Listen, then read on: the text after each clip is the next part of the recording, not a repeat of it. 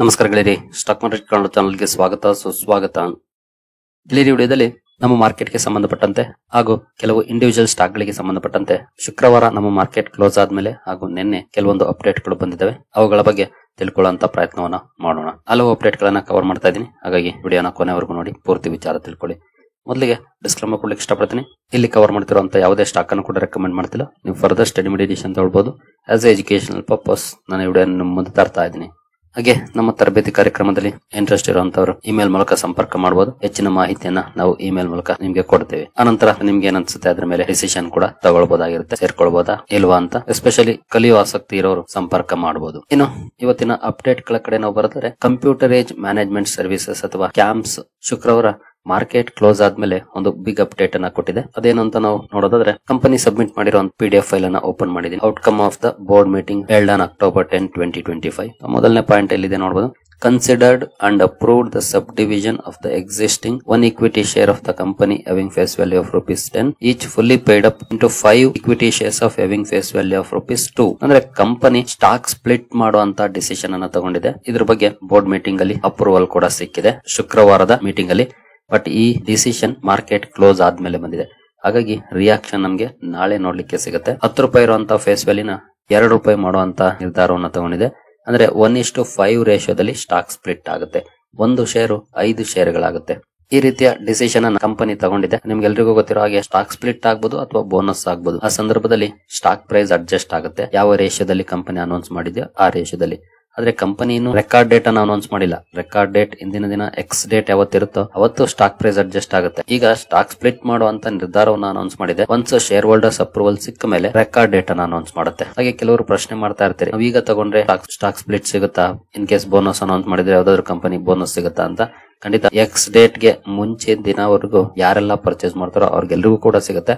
ಆದ್ರೆ ಬೆನಿಫಿಟ್ ಆಗುತ್ತಾ? ಇದು ಬಹಳ ಮುಖ್ಯ. ನಾನು ಯಾವಾಗ್ಲೂ ಒಂದು ಉದಾಹರಣೆಯನ್ನ ಕೊಡ್ತಾ ಇರ್ತೀನಿ. ಸ್ಟಾಕ್ ಸ್ಪ್ಲಿಟ್, ಡಿವಿಡೆಂಡ್, ಬೋನಸ್ ಇವೆಲ್ಲವೂ ಕೂಡ ಊಟದಲ್ಲಿ ಹಪ್ಪಳ ಸಂಡಿಗೆ ಉಪ್ಪಿನಕಾಯಿ ಇದ್ದಾಗೆ ಅಂತ. ಕ್ಯಾಪಿಟಲ್ ಗೇನ್ ನಮ್ಮ ಮೇನ್ ಟಾರ್ಗೆಟ್, ಮೇನ್ ಕೋರ್ಸ್ ಅದು. ಆದ್ರೆ ಒಂದೊಳ್ಳೆ ಕಂಪನಿ ಆಗಾಗ ಶೇರ್ ಹೋಲ್ಡರ್ಸ್ ಗೆ ಈ ರೀತಿಯ ಡಿಸಿಷನ್ ಗಳ ಮೂಲಕ ರಿವಾರ್ಡ್ ಅನ್ನ ಕೊಡ್ತಾ ಇರುತ್ತೆ. ಬೋನಸ್ ಆಗ್ಬೋದು, ಸ್ಪ್ಲಿಟ್ ಆಗ್ಬೋದು, ಡಿವಿಡೆಂಡ್ ಆಗ್ಬೋದು. ಅದು ಸಿಕ್ಕಾಗ ಮೇನ್ ಕೋರ್ಸ್ ಅಂದ್ರೆ ಊಟದ ಜೊತೆ ಹಪ್ಪಳ ಸಂಡಿಗೆ ಉಪ್ಪಿನಕಾಯಿ ಇದ್ರೆ ಹೇಗೆ ಊಟ ರುಚಿಯಾಗಿರುತ್ತೋ ಅದೇ ರೀತಿ ಇಲ್ಲೂ ಕೂಡ ತುಂಬಾ ಚೆನ್ನಾಗಿರುತ್ತೆ. ಆಗಾಗ ರಿವಾರ್ಡ್ ಸಿಗ್ತಾ ಇದೆ. ಇನ್ವೆಸ್ಟರ್ಸ್ ಗೆ ಒಳ್ಳೆ ವಿಷಯ. ಬಟ್ ಕಂಪನಿ ಕೊಟ್ಟಿಲ್ಲ ಅಂದ್ರೂ ಕ್ಯಾಪಿಟಲ್ ಗೇನ್ ಆದ್ರೂ ಕೂಡ ನಮ್ಗೆ ಲಾಭ ಆಗುತ್ತೆ. ಅಟ್ ದ ಸೇಮ್ ಟೈಮ್ ಊಟದಲ್ಲೂ ಅಷ್ಟೇ, ಸೈಡ್ ಡಿಶಸ್ ಇಲ್ಲ ಅಂದ್ರು ಅನ್ನ ಸಾಂಬಾರ್, ಮುದ್ದೆ, ರೊಟ್ಟಿ ಈ ರೀತಿ ಊಟ ಇದ್ರೂ ಕೂಡ ಹೊಟ್ಟೆ ತುಂಬುತ್ತೆ ಅಲ್ವಾ? ಕ್ಯಾಪಿಟಲ್ ಗೇನ್ ಜೊತೆ ಇವೆಲ್ಲ ಸಿಗ್ಬೇಕು. ಇವೆಲ್ಲ ಸಿಕ್ಕಿ ಕ್ಯಾಪಿಟಲ್ ಗೇನ್ ಆಗ್ತಿಲ್ಲ ಅಂದ್ರೆ ವೇಸ್ಟ್. ನಮ್ಗೇನಂತ ದೊಡ್ಡ ಲಾಭ ಆಗೋದಿಲ್ಲ. ಇನ್ವೆಸ್ಟ್ ಮಾಡುವಾಗ ಕಂಪನಿಯ ಬಿಸ್ನೆಸ್ ಮಾಡೆಲ್ ಅಲ್ಲಿ ಗ್ರೋತ್ ಪೊಟೆನ್ಶಿಯಲ್ ಇದೆಯಾ, ಫಂಡಮೆಂಟಲಿ ಸ್ಟ್ರಾಂಗ್ ಇದೆಯಾ, ಇವೆಲ್ಲವನ್ನ ನೋಡಿ ಡಿಸಿಷನ್ ತಗೊಳ್ಬೇಕು. ಬರೀ ಸ್ಟಾಕ್ ಸ್ಪ್ಲಿಟ್, ಬೋನಸ್, ಡಿವಿಡೆಂಡ್ ನೋಡಿ ಅಲ್ಲ. ಒಳ್ಳೆ ಕಂಪನಿಗಳು ಡಿವಿಡೆಂಡ್ ಕೊಟ್ಟಾಗ, ಸ್ಟಾಕ್ ಸ್ಪ್ಲಿಟ್ ಕೊಟ್ಟಾಗ, ಬೋನಸ್ ಕೊಟ್ಟಾಗ ಎಂಜಾಯ್ ಮಾಡಬೇಕು. ಒಟ್ಟಿನಲ್ಲಿ ಸ್ಪ್ಲಿಟ್ ಆಗುತ್ತೆ ಅನ್ನೋ ಕಾರಣಕ್ಕೆ ಹೂಡಿಕೆ ಮಾಡಕ್ ಹೋಗ್ಬೇಡಿ. ಕಂಪನಿಯನ್ನ ಸ್ಟಡಿ ಮಾಡಿ, ಕಂಪನಿಯಲ್ಲಿ ಪೊಟೆನ್ಶಿಯಲ್ ಇದೆ ಅಂದ್ರೆ ಆಗ ಹೂಡಿಕೆ ಮಾಡಿದ್ರೆ ಅದು ಲಾಭವನ್ನ ತರಬಹುದು. ಇನ್ನು ಕಂಪನಿ ಬಗ್ಗೆ ಅಂತೂ ನಿಮಗೆ ಗೊತ್ತಿದೆ ಅಂದ್ಕೊಳ್ತೀನಿ. ನೋಡಬಹುದು, company is A mutual funds transfer agency. It provides investor services, distributor services and asset management company services. AMCs ಗೆ, ಡಿಸ್ಟ್ರಿಬ್ಯೂಟರ್ಸ್ ಗೆ ಸರ್ವಿಸ್ ಅನ್ನ ಪ್ರೊವೈಡ್ ಮಾಡುವಂತ company mutual fund transfer agency ಆಗಿ ಕೆಲಸವನ್ನ ಮಾಡುತ್ತೆ. ಕಂಪನಿಯ ಬಿಸ್ನೆಸ್ ಸೆಗ್ಮೆಂಟ್ಸ್ ನೋಡಬಹುದು. ಮ್ಯೂಚುವಲ್ ಫಂಡ್ಸ್ ಇಂದಾನೆ 87% ಆಫ್ ದ ರೆವೆನ್ಯೂ ಕಂಪನಿಗೆ ಬರ್ತಾ ಇದೆ. ನಾನ್ ಮ್ಯೂಚುವಲ್ ಫಂಡ್ಸ್ ಇಂದ 13% ರೆವೆನ್ಯೂ ಬರ್ತಾ ಇದೆ ನೋಡಬಹುದು. ಅದರಲ್ಲೂ ಎಸ್ಪೆಷಲಿ 9 ಮಂತ್ಸ್ ಡೇಟಾ ಇದು FY25. ಇನ್ನು ಯಾವೆಲ್ಲ ಇದಾವೆ ನಾನ್ ಮ್ಯೂಚುವಲ್ ಫಂಡ್ಸ್ ಅಲ್ಲಿ ನೋಡಬಹುದು. AIF ಫಂಡ್, PMS ಇದೆ, ಕ್ಯಾಂಪ್ಸ್ ರೆಪ್ ಇದೆ, ಕ್ಯಾಂಪ್ಸ್ ಪೇ ಇದೆ, ಕ್ಯಾಂಪ್ಸ್ FIS ಇದೆ, camps KRE, camps NPS, other service. ಈ ಬಿಸ್ನೆಸ್ ಸೆಗ್ಮೆಂಟ್ಸ್ ಅಲ್ಲಿ ಕೆಲಸ ಮಾಡುವಂತ ಕಂಪನಿಯ ಬ್ಯಾಲೆನ್ಸ್ ಶೀಟ್ ಅನ್ನು ನೋಡಿದ್ರೆ equity capital reserves ನೋಡಬಹುದು, ಚೆನ್ನಾಗಿದೆ. ಬಾರೋಯಿಂಗ್ಸ್ 73 ಕೋಟಿ ಇದೆ. ಇನ್ನು ಕ್ಯಾಶ್ ಫ್ಲೋಗೆ ಬಂದ್ರೆ ಆಪರೇಟಿಂಗ್ ಕ್ಯಾಶ್ ಫ್ಲೋ ಕನ್ಸಿಸ್ಟೆಂಟ್ ಆಗಿ ಪಾಸಿಟಿವ್ ಇದೆ. ನೆಟ್ ಕ್ಯಾಶ್ ಫ್ಲೋ ಅಲ್ಲಿ ಸ್ವಲ್ಪ ನೆಗೆಟಿವ್ ಕೂಡ ಆಗಿದೆ ಆಗಾಗ. ಇನ್ನು ಶೇರ್ ಹೋಲ್ಡಿಂಗ್ ಪ್ಯಾಟರ್ನ್ ಗೆ ಬಂದ್ರೆ ಪ್ರಮೋಟರ್ ಹೋಲ್ಡಿಂಗ್ ಇಲ್ಲಿ ಇಲ್ಲ, 0 ಇದೆ. FIS ಹೋಲ್ಡಿಂಗ್ ನಿಯರ್ಲಿ 47 ಇದೆ. DIS ನಿಯರ್ಲಿ 21% ಹೋಲ್ಡಿಂಗ್ ಇಟ್ಟಿದ್ದಾರೆ. ಪಬ್ಲಿಕ್ 32% ಹೋಲ್ಡಿಂಗ್ ಇದೆ. ಇಲ್ಲಿ ಪ್ರಮೋಟರ್ ಇಲ್ಲ, ಅದೇ ಇಂಡಿವಿಜುವಲ್ ಪ್ರಮೋಟರ್ ಇಲ್ಲದೆ ಇರುವಂತ ಕಂಪನಿ ಇದು. ನಾಳೆ ಕ್ಯಾಂಪ್ಸ್ ಅನ್ನ ಅಬ್ಸರ್ವ್ ಮಾಡಬಹುದು. ಮಾರ್ಕೆಟ್ ಯಾವ ರೀತಿ ರಿಯಾಕ್ಟ್ ಮಾಡುತ್ತೆ ಕಂಪನಿಯ ಈ ಡಿಸಿಷನ್ ಗೆ ಅಂತ. ಇನ್ನು ನೆಕ್ಸ್ಟ್ ಸುದ್ದಿ ಕಡೆ ನಾವು ಬರೆದ್ರೆ ಅವಿನ್ಯೂ ಸೂಪರ್ ಮಾರ್ಟ್ಸ್. ನಿನ್ನೆ ಕಂಪನಿ ರಿಸಲ್ಟ್ ಅನ್ನ ಅನೌನ್ಸ್ ಮಾಡಿದೆ. ನಿನ್ನೆ ಅಂತೂ ಶನಿವಾರ, ನಿಮಗೆ ಗೊತ್ತಿದೆ ಮಾರ್ಕೆಟ್ ರಜೆ ಇತ್ತು. ನಾಳೆ ನಮಗೆ ರಿಯಾಕ್ಷನ್ ನೋಡ್ಲಿಕ್ಕೆ ಸಿಗುತ್ತೆ. ಕಂಪನಿಯ ಕನ್ಸಾಲಿಡೇಟೆಡ್ ನಂಬರ್ ಇರುವಂತಹ ಪೇಜ್ ಅನ್ನು ಓಪನ್ ಮಾಡಿದೀನಿ. ಇಲ್ಲಿ ಮೆನ್ಷನ್ ಮಾಡಿರುವಂತಹ ನಂಬರ್ಸ್ ಎಲ್ಲಾನು ಕೂಡ ಕೋಟಿಗಳಲ್ಲಿದೆ. ಸೀಕ್ವೆನ್ಸ್ ನೋಡಬಹುದು. ಸೆಪ್ಟೆಂಬರ್, ಜೂನ್, ಸೆಪ್ಟೆಂಬರ್ ಇದೆ. ಟೋಟಲ್ ಇನ್ಕಮ್ ನೋಡಿದ್ರೆ ಹಿಂದಿನ ವರ್ಷ 14,478 ಕೋಟಿ ಇತ್ತು. ಹಿಂದಿನ ಕ್ವಾರ್ಟರ್ಲಿ 16,379 ಕೋಟಿ, ಈಗ 16,695 ಕೋಟಿ ಇದೆ. ಇಯರ್ಲಿ ಆಗ್ಬಹುದು, ಕ್ವಾರ್ಟರ್ಲಿ ಆಗ್ಬಹುದು, ಡೀಸೆಂಟ್ ಇಂಪ್ರೂವ್ಮೆಂಟ್ ನೋಡ್ಲಿಕ್ಕೆ ಸಿಕ್ಕಿದೆ ಕಂಪನಿಯ ರೆವಿನ್ಯೂ ನಲ್ಲಿ.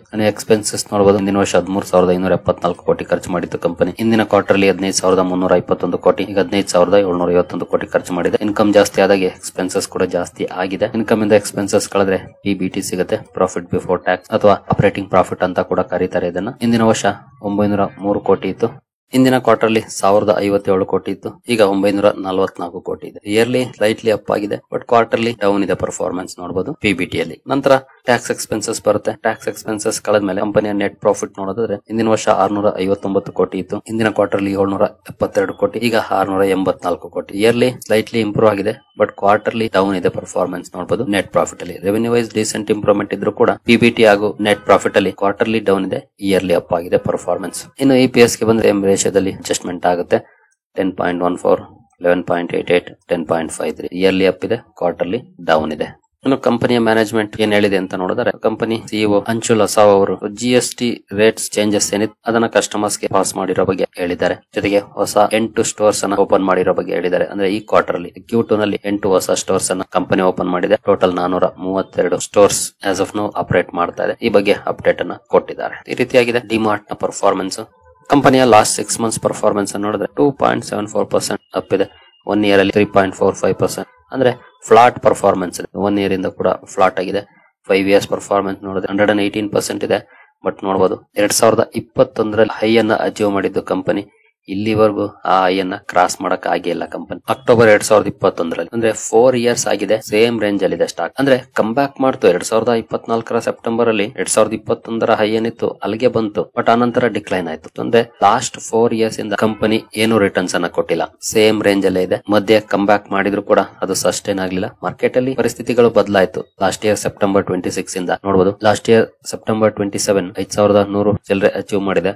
ಆನಂತರ ಕೆಳಗಡೆ ಇದೆ ಸ್ಟಾಕ್, ಇನ್ನು ಕಮ್ ಬ್ಯಾಕ್ ಅನ್ನ ಮಾಡಿಲ್ಲ. ನಿಯರ್ಲಿ 3 ಲಕ್ಷ ಕೋಟಿ ಮಾರ್ಕೆಟ್ ಕ್ಯಾಪ್ ಇರುವಂತಹ ಕಂಪನಿ, ಬಟ್ ಲಾಸ್ಟ್ 4 ಇಯರ್ಸ್ ಅಲ್ಲಿ ಒಳ್ಳೆ ಪರ್ಫಾರ್ಮೆನ್ಸ್ ಅಂತೂ ಕಂಪನಿ ಕೊಟ್ಟಿಲ್ಲ. ಇನ್ವೆಸ್ಟರ್ಸ್ ಗೆ ಡಿಸಪಾಯಿಂಟ್ಮೆಂಟ್ ಅನ್ನೇ ಮಾಡಿದೆ. ಫಂಡಮೆಂಟಲಿ ಚೆನ್ನಾಗಿದೆ, ಬಟ್ ಸ್ಟ್ರೆಚ್ಡ್ ವ್ಯಾಲ್ಯೂಯೇಷನ್ಸ್ ಏನಿದೆ ಸ್ಟಾಕ್ ಅಲ್ಲಿ ಒಳ್ಳೆ ರಿಟರ್ನ್ಸ್ ಅನ್ನ ಕೊಡ್ಲಿಕ್ಕೆ ಬಿಡ್ತಿಲ್ಲ ಅಂತ ಹೇಳ್ಬೋದು. 104 ಟೈಮ್ಸ್ PE ಇದೆ. ಜೊತೆಗೆ ಮಾರ್ಜಿನ್ಸ್ ಪ್ರೆಷರ್ ಇದೆ. ಇವೆಲ್ಲವೂ ಕೂಡ ಒಳ್ಳೆ ಪರ್ಫಾರ್ಮೆನ್ಸ್ ಗೆ ಅಡ್ಡಿ ಆಗಿದ್ದಾವೆ. ಆಲ್ಮೋಸ್ಟ್ ಡಿಮಾರ್ಟ್ ಅಂತ ಅಲ್ಲ, FMCG ಹಲವು ಕಂಪನಿಗಳು ಅಂಡರ್ ಪರ್ಫಾರ್ಮೆನ್ಸ್ ಅನ್ನ ಮಾಡಿದ್ದಾರೆ. ಅದಕ್ಕೆ ಪ್ರಮುಖ ಕಾರಣನೇ ಮಾರ್ಜಿನ್ ಪ್ರೆಷರ್ ದೊಡ್ಡದಾಗಿ ಬಿಲ್ಡಪ್ ಆಗಿದೆ. ಹಾಗಾಗಿ ಹಲವು ಕಂಪನಿಗಳು ಅಂಡರ್ ಪರ್ಫಾರ್ಮೆನ್ಸ್ ಅನ್ನೇ ಮಾಡ್ತಿದ್ದಾವೆ. ಒನ್ಸ್ ಮಾರ್ಜಿನ್ ಎಕ್ಸ್ಪಾನ್ಷನ್ ಕಂಡು ಬಂದ್ರೆ ಖಂಡಿತ ಆಗ ಒಳ್ಳೆ ಕಮ್ ಬ್ಯಾಕ್ ಅನ್ನ ಎಕ್ಸ್ಪೆಕ್ಟ್ ಮಾಡಬಹುದು ಈ ರೀತಿಯ ಷೇರುಗಳಲ್ಲಿ. ಇನ್ನು Google cloud CEO Thomas Kurian ಅವರು ಒಂದು ಅಪ್ಡೇಟ್ ಅನ್ನ ಕೊಟ್ಟಿದ್ದಾರೆ.